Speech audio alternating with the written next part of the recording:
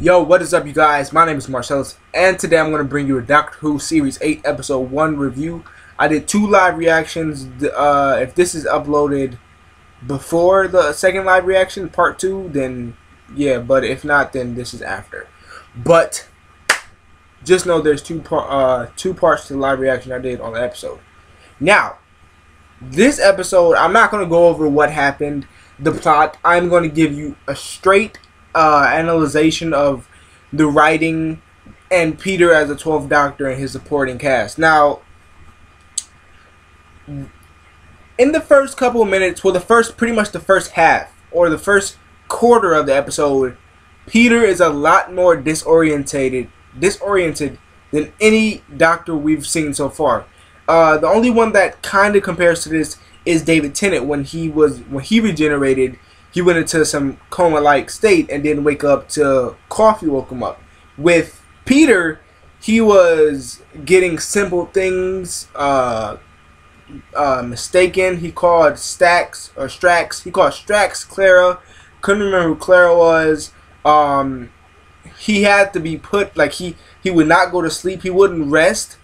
So he was just acting very sporadic. He was pretty much verbally abusing a homeless man. Like, he was really trying to find out where he had seen his face, or what his face was, and asking the homeless man all kinds of questions. And it was just really kind of not doctorish. Like, I have not seen this from the Doctor, even when he did regenerate. So it was kind of new for me, and I didn't know how to feel about this. I didn't like it. I was saying this episode was kind of shady when that happened. And then we get introduced to the villain, which is a cyborg that rebuilds itself with organs, and he's trying to make it to the promised land.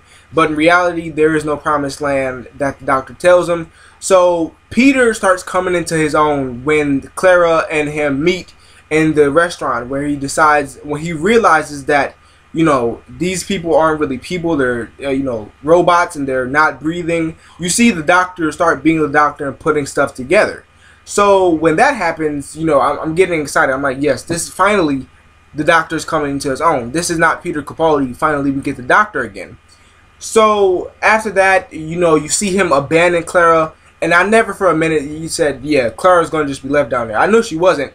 So I kind of didn't pay any attention to that. But when he came back and unveiled himself with the, pulling the cyborg face off and, pretty much G-checking the cyborg dude, it was just great. And then the one-on-one conversation he had with the villain in this episode about not knowing your own face and this and that, and you see the self-realization in his eyes. It was just amazing.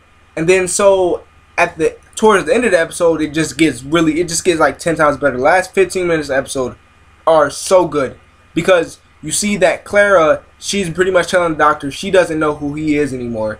And we get the formal introduction to Peter as the Doctor in this episode, like we got when Matt, when he stepped up to the Traxi and he walked through the images. You remember that? Well, we kind of got that. Not even close. It wasn't as epic, but it was Peter saying, I'm the Doctor. I'm over 2,000 years old. I've made mistakes, and it's time to atone for them. So when he was saying all that, I was like, okay, yeah, finally, introduction to the Doctor and you. And then Clara's being all, I kind of start feeling like really bad for the Doctor, because Clara was like, I don't know who you are. I'm not too sure I want to stay, because, I'm not comfortable anymore. I want to go home. And, you see the Doctor, you see it in his eyes. I can still see Matt in his eyes. And I guess that's perfect acting by Capaldi, because I still see Matt in his eyes. Certain traits and, actions that Matt did, I seen them in this episode towards the last part. And when Matt called, my heart broke through. Like, when he was talking about being afraid, I really want to take this into a different meaning. That when he mentioned that the Doctor was afraid, he wasn't just talking about him and Clara. Peter Capaldi is taking on one of the biggest roles in sci-fi and television history. So for us to try to judge him on one episode, it'd be really wrong. And I guess Matt was relaying a message to all us Whovians, saying, Peter's afraid right now. We have to help him. We have to accept him, because this is his time.